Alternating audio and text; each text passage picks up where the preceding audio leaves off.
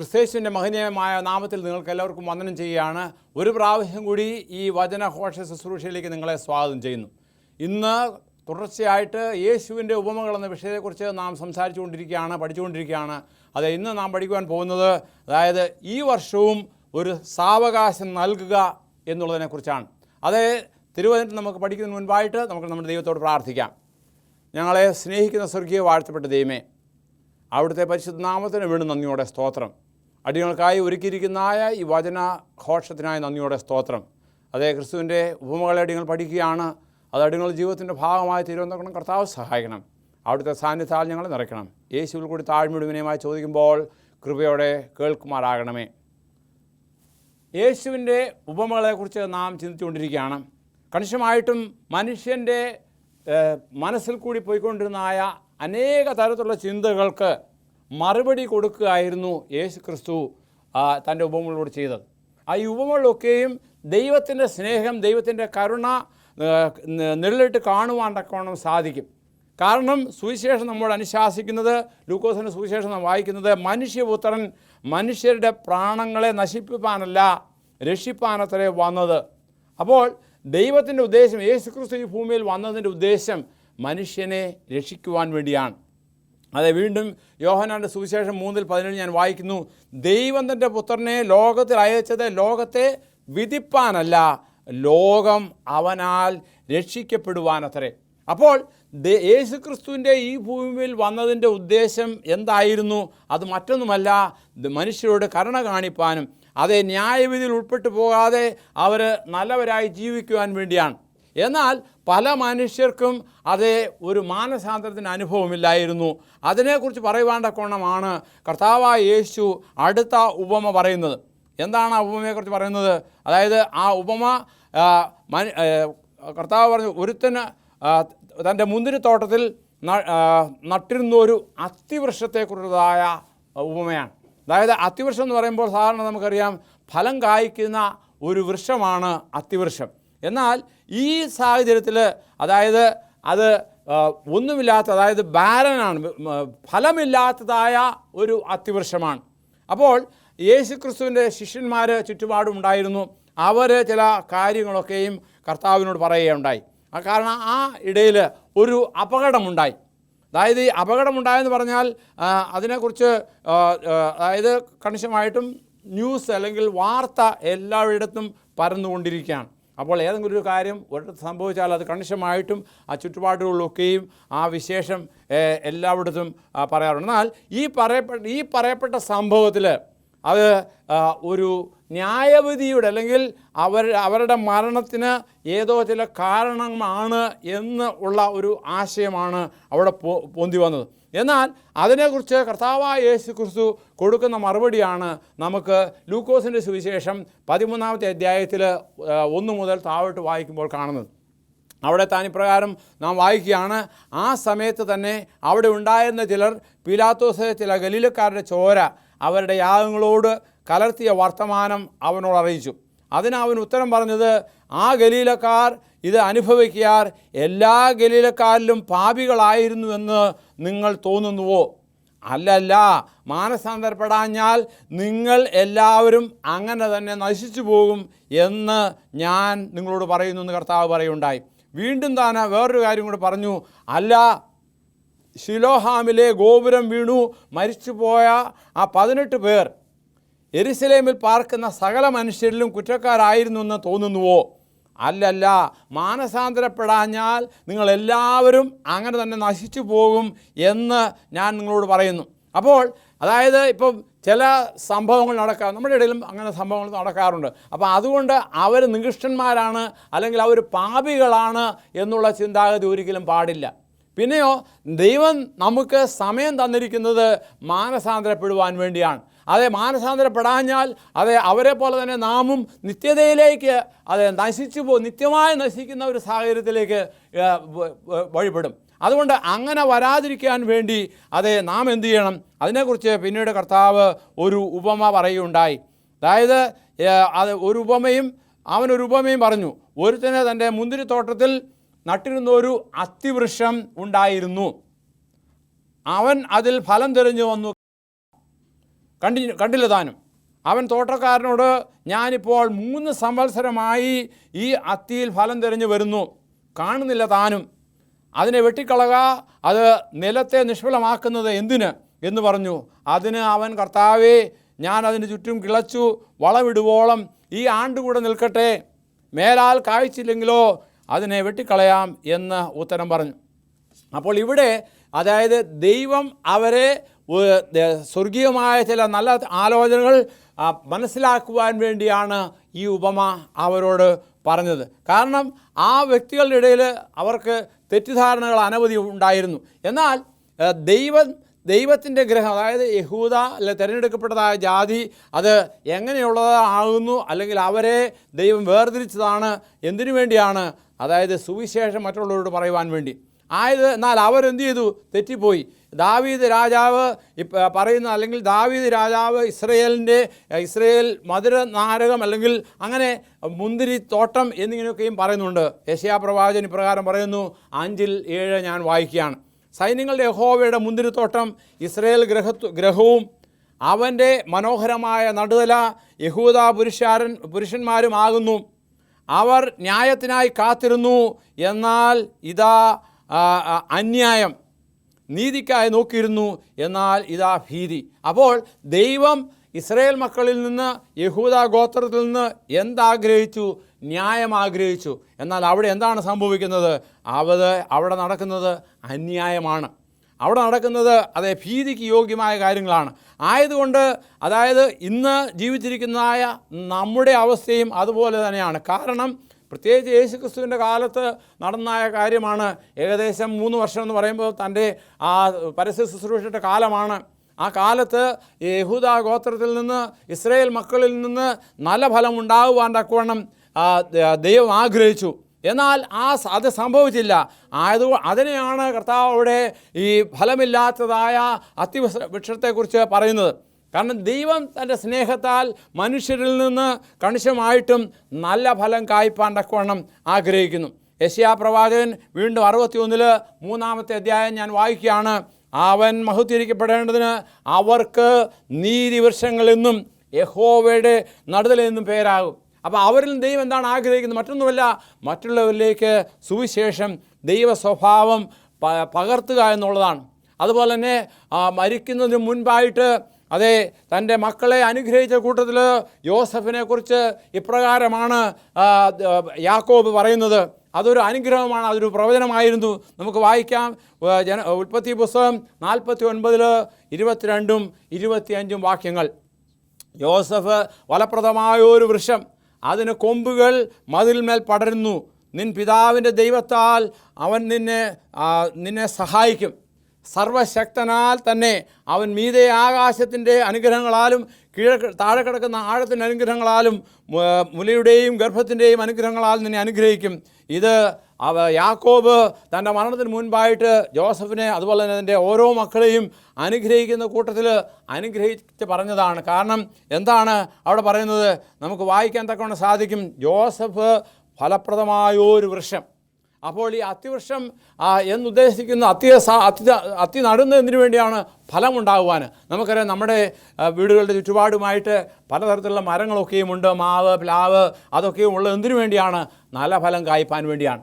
അതെ, ഓരോരുത്തരും ഒട്ടുമാവ് കൊണ്ട് കൃഷി ചെയ്യും. കാരണം എന്തിനു വേണ്ടിയാണ്? അതിനാൽ നല്ല മാങ്ങ കിട്ടുവാൻ വേണ്ടിയാണ്. അതുപോലെ തന്നെ നല്ല വരിക്കച്ചക്ക കിട്ടുവാൻ വേണ്ടിയും അപ്പോൾ അതുപോലുള്ളതായ ഫലങ്ങളൊക്കെയും നടുന്നത് ഫലം ഉണ്ടാകുവാൻ വേണ്ടിയാണ്. എന്നാൽ ഫലമില്ലാത്തൊരവസ്ഥയിൽ എന്താണ് സംഭവിക്കുക? അതാണ് ദൈവം ഇസ്രായേൽ മക്കളിൽ നിന്ന് ഫലം ഉണ്ടാകുവാൻ തക്കവണ്ണം ആണ് ഓരോ കാര്യങ്ങൾ ചെയ്തത്. വീണ്ടും യെശയ്യാ പ്രവാചകൻ പറയുന്നുണ്ട്. എന്താണ്? നമുക്ക് വായിക്കാം. യെശയ്യാവ് 5:1-2 വാക്യങ്ങൾ. ഞാൻ എൻ്റെ പ്രിയതമന് അവൻ്റെ മുന്തിരിത്തോട്ടത്തെക്കുറിച്ച് എൻ്റെ പ്രിയൻ്റെ പാട്ടുപാടും. എൻ്റെ പ്രിയതമന് ഏറ്റവും ഫലവത്തായ ഒരു കുന്നിന്മേൽ ഒരു മുന്തിരിത്തോട്ടമുണ്ടായിരുന്നു. അവൻ അതിന് വേലി കെട്ടി, അതിലെ കല്ല് പെറുക്കി കളഞ്ഞു, അതിൽ നല്ല വക മുന്തിരി വള്ളി നട്ടു, നടുവിലൊരു ഗോപുരവും പണിതു, ഒരു ചക്കുമിട്ടു, മുന്തിരിങ്ങ കായ്ക്കുമെന്ന് കാത്തിരുന്നു. എന്നാൽ കായ്ച്ചതോ കാട്ടുമുന്തിരിങ്ങയായിരുന്നു. അപ്പോൾ ദൈവം നമ്മിൽ നിന്ന് ആഗ്രഹിക്കുന്നത് ഒരു വൻ കാര്യങ്ങളാണ്. എന്നാൽ ആ വൻ കാര്യങ്ങൾ സാധിക്കാതെ പോകുമ്പോൾ കണിശമായിട്ടും അതിനെക്കുറിച്ച് പറയുന്നത് ഈ ഉപമയിൽ പറഞ്ഞത് നിലത്തെ നിഷ്ഫലമാക്കുകയാണ്. അത് നമുക്കറിയാം, ഒരു മരം നിൽക്കുകയാണെങ്കിൽ അതിന് ഒത്തിരി ബ്രാഞ്ചസ് ഉണ്ട്. ആ ബ്രാഞ്ചസിൻ്റെ കീഴിൽ അല്ലെങ്കിൽ ആ ചുറ്റുപാടും വേറൊന്നും വളരുവാൻ പറ്റുകയില്ല. അങ്ങനെ ആ പ്രദേശം എന്താണ്, മറ്റുള്ളവർക്ക് കൂടി അത് പ്രയോജനമില്ലാത്ത ഒരു സാഹചര്യത്തിലേക്ക് നീങ്ങുകയാണ്. അപ്പോൾ ഈ അത്തിവൃക്ഷത്തിൽ നിന്നും ദൈവം ആഗ്രഹിച്ചത് ഫലമുണ്ടാകണമെന്നാണ്. പക്ഷേ ഫലമില്ലെന്ന് മാത്രമല്ല, അത് മറ്റുള്ളവർക്ക് കൂടി ഒരു തടസ്സമായിട്ട് മാറുകയാണ്. അതുകൊണ്ടാണ് പറയുന്നത് എന്താണ്, നിലത്തെ നിഷ്ഫലമാക്കുകയാണ്. അപ്പോൾ ഈ ഭൂമിയിൽ കാണുന്നതായ അതായത് കൃഷിക്കാരനുണ്ട്, അല്ലെങ്കിൽ തോട്ടക്കാരനുണ്ട്, പിന്നെ അതിനെ ഡ്രസ്സ് ചെയ്യാനുള്ളൊരു വ്യക്തിയുണ്ട്. അത് രണ്ടും ദൈവത്തെയും അതുപോലെ തന്നെ യേശുക്രിസ്തുവിനെയാണ് സൂചിപ്പിക്കുന്നത്. അപ്പോൾ അവർ ദൈവം നമ്മിൽ നിന്ന് ആഗ്രഹിക്കുന്ന എന്താണ്, ഫലമുള്ള തരുക്കളായിരിക്കാൻ. അപ്പോൾ ഫലമില്ല എങ്കിൽ പിന്നെ എന്തിനു ചെയ്യാം, പിന്നെ അതുകൊണ്ട് ഒരു പ്രയോജനവുമില്ല. എന്നാൽ ഫലമുണ്ടെങ്കിൽ കണിശമായിട്ടും സ്വർഗം സന്തോഷിക്കുകയാണ്. അതായത് എന്നെയും നിങ്ങളിൽ നിന്നും ദൈവം ആഗ്രഹിക്കുന്നത് അതാണ്. കാരണം ദൈവം തൻ്റെ വേലയ്ക്ക് വേണ്ടി പാസ്റ്റേഴ്സിനെ അല്ലെങ്കിൽ ആൾക്കാരെ ആക്കിയിരിക്കുകയാണ്. അവർ തങ്ങളുടെ കൃഷി ചെയ്യുമ്പോൾ അത് ഫലമില്ലാതാകുകയാണെങ്കിൽ എന്ത് പ്രയോജനം? അതിനെക്കുറിച്ച് പറയുന്നത്, the gardener does not refuse to ministers to so unpromising a plan, he stands ready to give it still great care.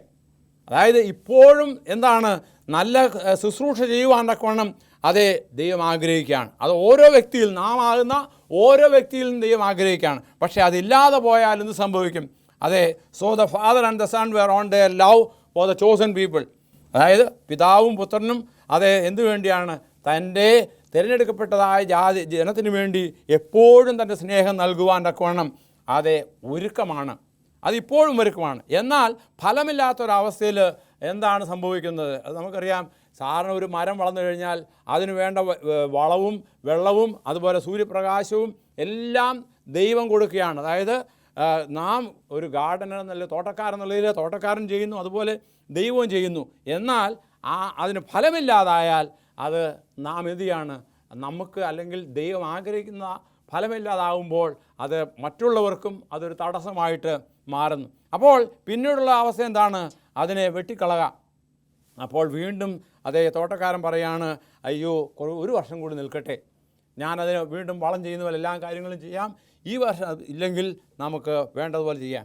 ആയതുകൊണ്ട് അതായത് യേശുക്രിസ്തു ഈ ഭൂമിയിൽ വന്നപ്പോൾ തൻ്റെ തിരഞ്ഞെടുക്കപ്പെട്ടതായ ജനങ്ങളുടെ ഇടയിലാണ് താൻ വന്നത്.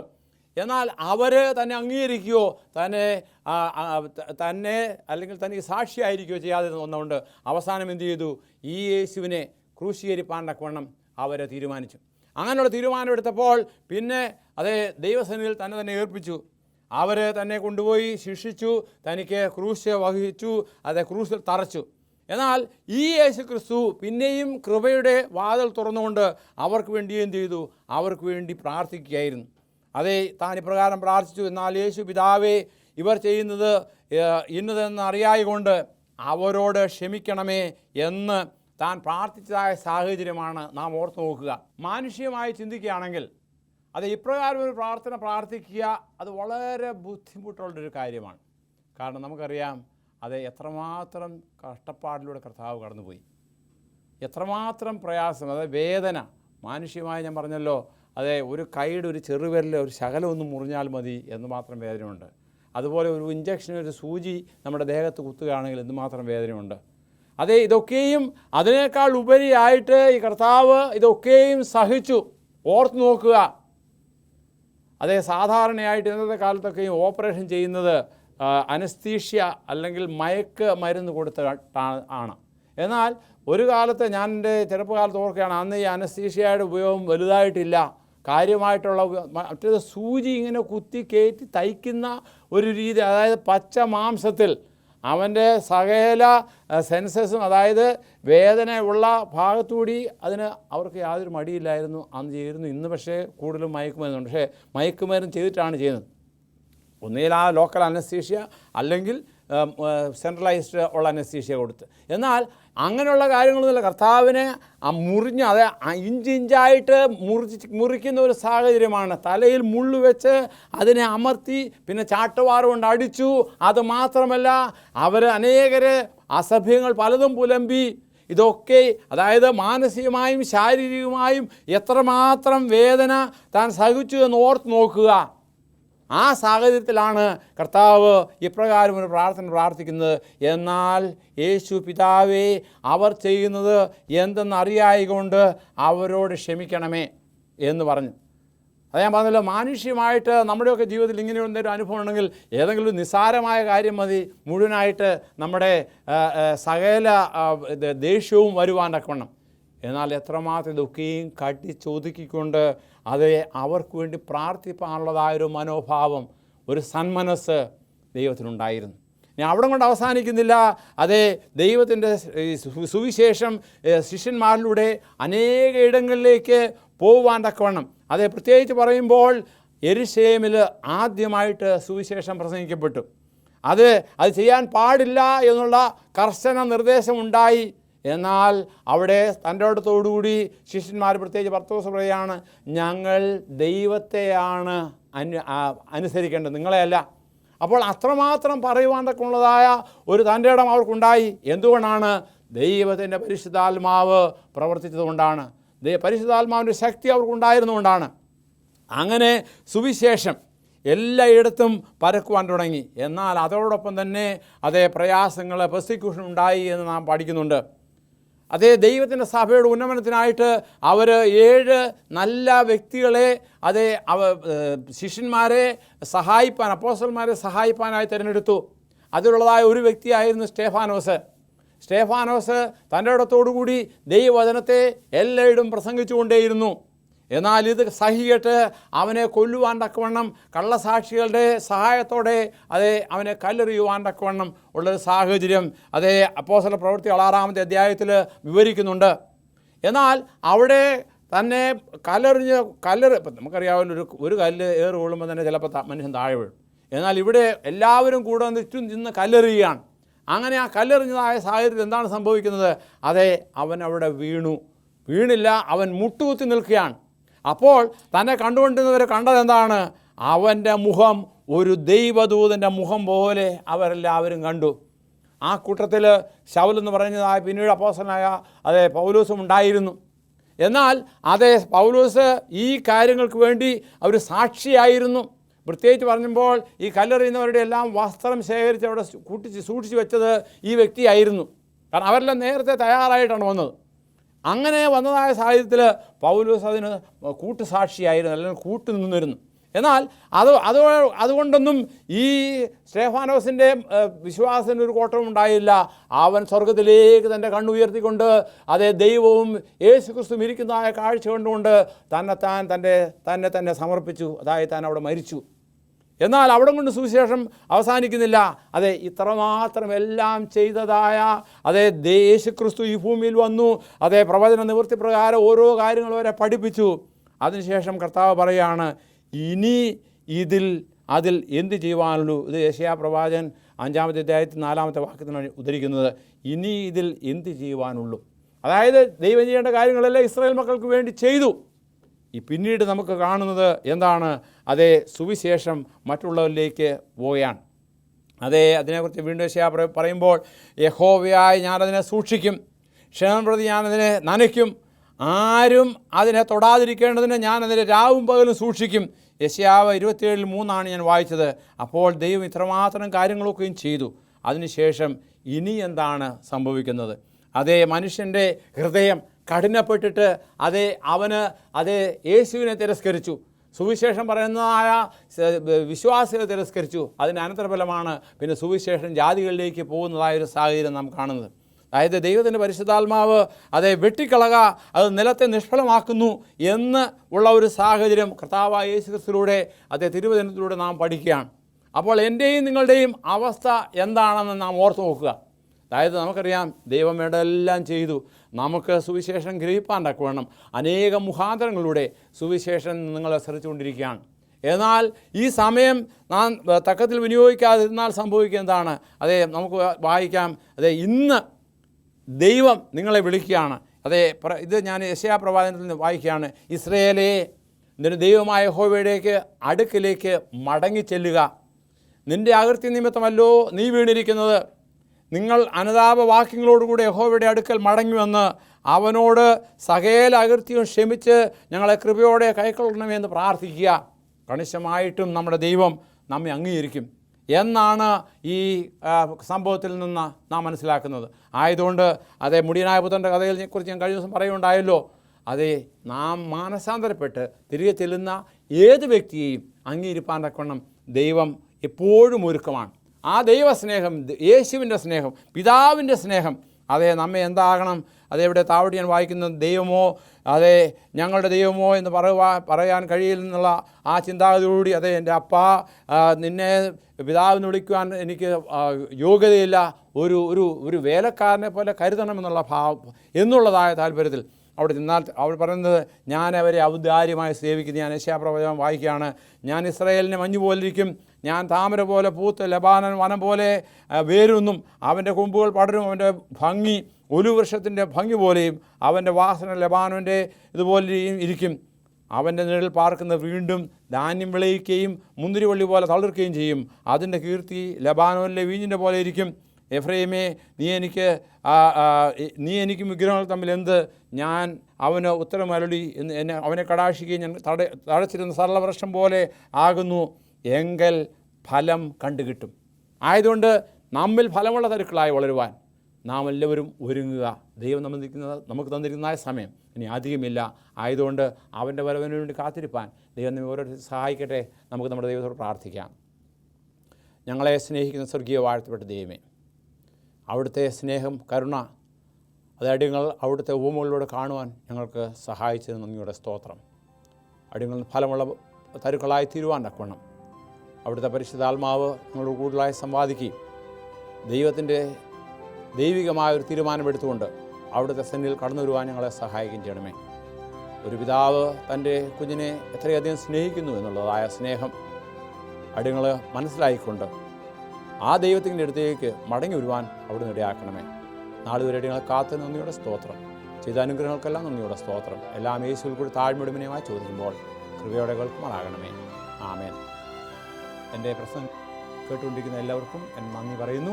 കണിശമായിട്ടും നിങ്ങൾക്ക് കൂടുതലായി അറിയുവാനുള്ള ആഗ്രഹങ്ങളുണ്ടെങ്കിൽ അതിനുള്ള വിഷയങ്ങളോ അല്ലെങ്കിൽ പ്രാർത്ഥനയ്ക്കായുള്ള വിഷയങ്ങളോ നിങ്ങൾ ഞങ്ങളെ എഴുതി അറിയിക്കുക. കണിശമായിട്ടും ഞങ്ങളുടെ പക്കൽ അനേക ചെറുഗ്രന്ഥങ്ങളും CD കളും ഒക്കെയുമുണ്ട്.